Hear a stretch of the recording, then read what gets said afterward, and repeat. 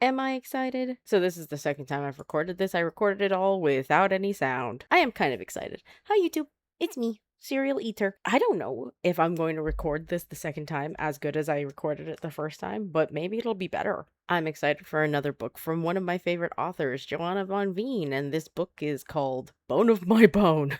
If you want to purchase this book, I have a bookshop through bookshop.org, an online bookshop retailer that supports local independent bookstores. And if you want to order this book through my affiliate link and support this channel, it's in the description below. 1, I found my bookshop plug.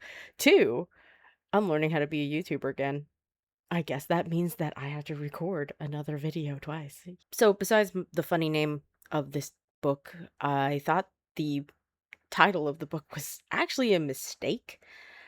If you look at the book cover, it's kind of hard to read. Interesting book design aside, I picked up this book because it was by one of my favorite authors. So, Bone of My Bone. We follow 3 major characters, Elizabeth, Ursula, and Otto. I'll try to be vague with some of this because the positions and like plots of some of these characters are actually spoilers, but I'll keep that in the spoiler section. Ursula is a runaway nun who's trying to keep out of the hands of soldiers. Elizabeth is a plucky young peasant woman who is just trying to really get by and help the nun.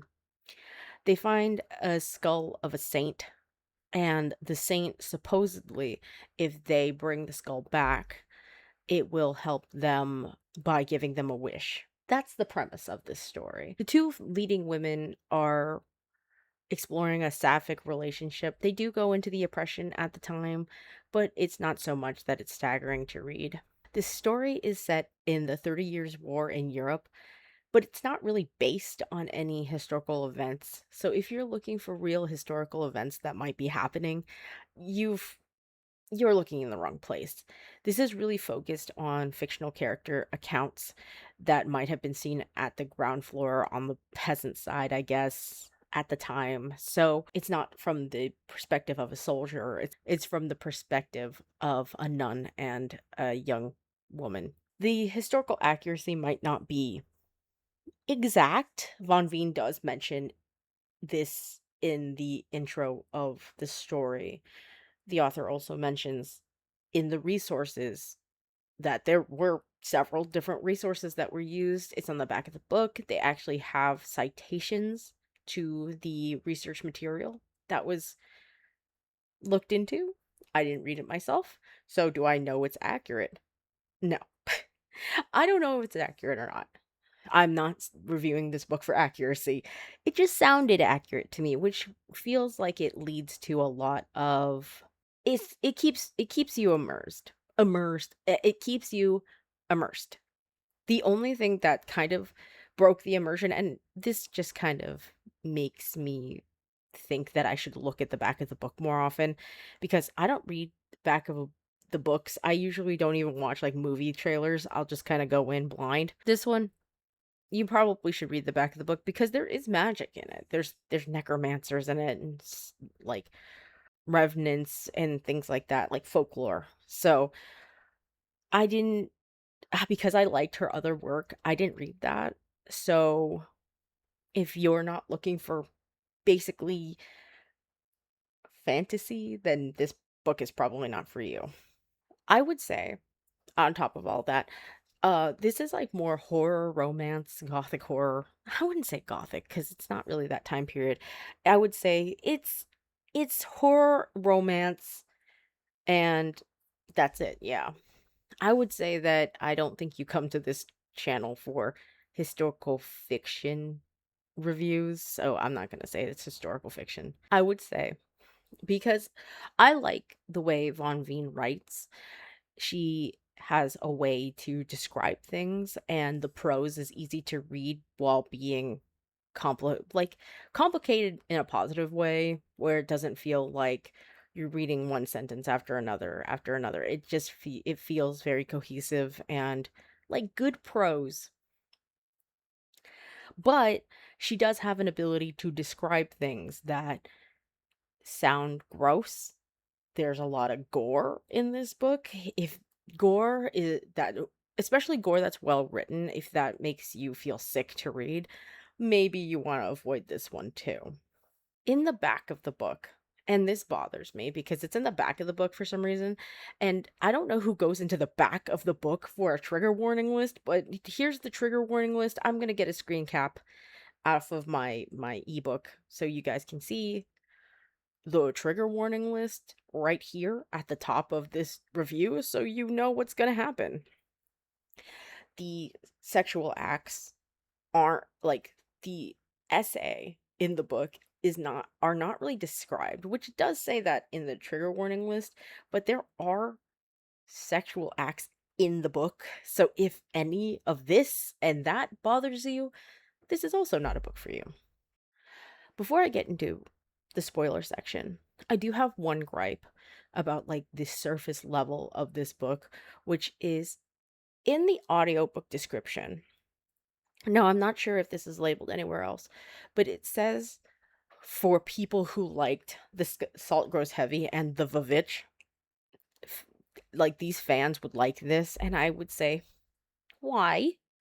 Why did they say that? I guess I always have a problem with these descriptions kind of pointing the finger at other media to be like, if you like this, you'll like this. And it's like, but they're not similar enough, in my opinion, to compel people to read. If I was new to Joanna Von Veen and they said, hey, if you like Salt Grows Heavy, then you'll like this. I didn't like Salt Grows Heavy. Salt Grows Heavy is by Cassandra Khaw. I don't remember if I wrote a review for it and then posted it. Maybe I didn't. Maybe I wrote it and scrapped it. I forget. I'll go back in my videos and see if I have something for that. I don't think I do, but I wrote a whole script and then I scrapped it? Question mark? I don't remember. That those things didn't correlate to me. Like these books had similar themes of like going on a journey, but I don't even know why they really said the Vavitch either. I guess it's the same like aesthetic and maybe similar-ish time periods, I think. It I but it would have been on the other side of the world. I don't know. I would say that these things aren't like each other. They're similar in terms of like aesthetics, but other than that, I wouldn't say that they were similar. They're very different. Anyway, continuing on. That's where I'm going. So, this is where I'm going into some mild spoilers. Here's the timestamp if you want to skip all that. There it is, right there. Like I mentioned earlier, there are positions that characters have in this book that are a little bit of like spoilers. I would say that Ursula being a cowardly nun is not a spoiler, but what is a spoiler is that she ran away from the convent she was at because she was afraid to die. And then when she goes back, everyone's dead. So I feel like that is one of those things where it's like you can kind of tell what's about to happen, but it's kind of like watching like like a car accident where you're like, "This is about to happen. Oh no." And then it does and you're like, "I saw that coming, but it's still devastating." And then Otto, the mercenary, who is really someone who gets what's coming to him because the necromancer kills him and then proceeds to use his body and mind as his own plaything, which is fitting to this character because of the way that Otto treats people. You kind of go, well, I guess you deserved that, didn't you? And that's where that guy is. It's interesting seeing him kind of go through the steps of being an asshole, being taken over, killing his friends, and then going and being like, well, this is hell. Because you kind of get the like descriptions of the necromancer trying to keep him alive and keep him healthy and, threatening to put him in a new body and things like that, which is very interesting. I thought it was interesting to see that kind of thing. I feel like this is one of those stories that you really need to experience, and it feels like every act was a new scene to enjoy, from like finding the skull to Germanic folklore. like of the revenants, which is kind of like the main antagonists, like the main direct problem they have. I think that's why I was so confused at the beginning, because I was like, this isn't supernatural, right? It was. It was supernatural. Because I really like the scenes where you do see, like, the town of Revenants. The town of Revenants, which have a German name. I'll put that at the bottom because I don't know how to pronounce this. Noxera? I don't know.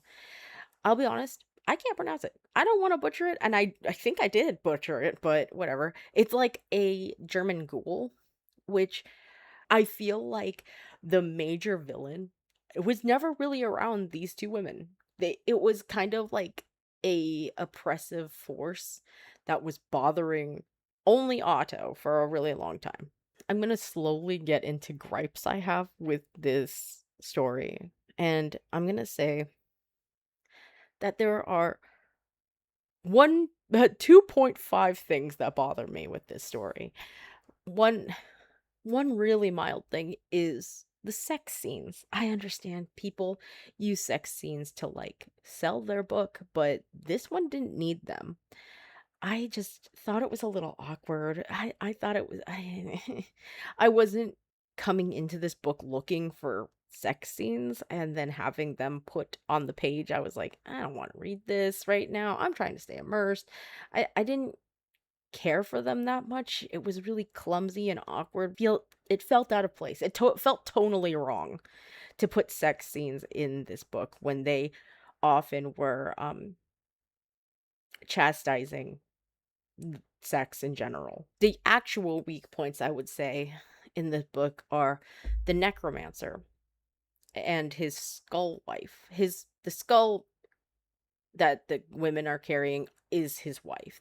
She's not a saint. They get tricked. The necromancer was given this kind of vibe of comedically evil, like mustache twirling kind of fella, and I'm like, why did they do this? The last chapter when the women are actually dealing with him, he ends up being like comically evil to the point where I'm like, do you make him like this? Like, he kills Ursula, which is awful and terrible and bad. And he sits there and pontificates about it. And I'm like, what? And then he's telling this massive story about like his life, and Elspeth proceeds to ignore it, which means we all proceed to kind of ignore it because she's not paying attention and it's written in her perspective.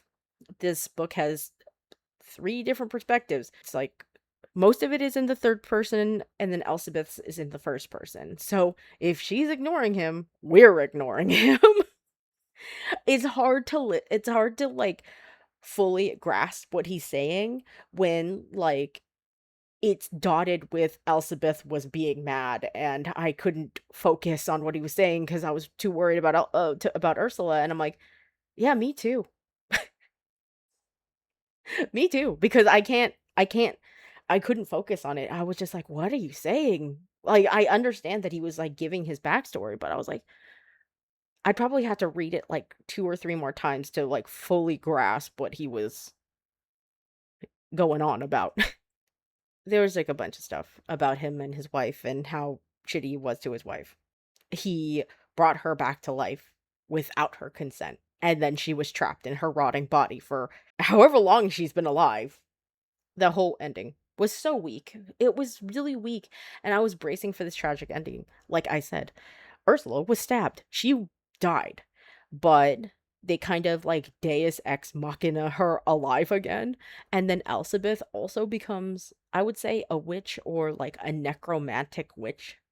She was a necromancer at the end, which is kind of predictable from the first chapter when she sees the witch burning, because she kind of like looks back on it very fondly. But I think it's kind of tone deaf to have Elspeth do the same thing the necromancer does, bring someone back without their consent, but using word salad and like genie logic, she made it so it was ultimately Ursula's choice somehow. And they go into how Ursula is a coward. So why would a coward say that she wants to die again? There's no way. I don't know. It was just weird. It felt wrong that she was able to bring someone back and do basically what the necromancer did and have it just be okay because she said so.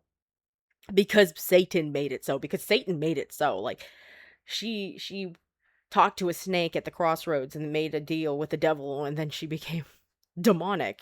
Her eyes like turned into snake eyes, and Ursula was like, "What did you do? Oh no, oh my god." And then like I don't know, it was like she was like asking the devil if Ursula was in heaven and all this stuff, and I was like, this is and that devil wouldn't answer. Why the hell would he answer? He wants your soul. So Elizabeth's soul is with the devil now, and Ursula is alive, trying to help her regain her soul back. I don't know. It just it was this she did the same thing that the necromancer did with more words. Spoilers over now. I would say that it's a 4 out of 5. The weaknesses are there, but not enough for me to hate the whole book. Like it was fine. It was at the end, so you get through the whole thing and you kind of get disappointed by the ending, but you know, to each their own. Maybe it was just the ending style that I didn't like. Maybe you'll like it. If you want to see more of me, you can visit me on Thursday where I play games on twitch.tv/serial eater. There's a linky in the description below. And well, see you later, YouTube. Hopefully this actually recorded correctly this time. Hee. Bye bye. Bone of my bone. That's silly name. Is it supposed to be like apple of my eye, but they said bone of my bone instead? I have to assume that, right? Right. Bone of my bone.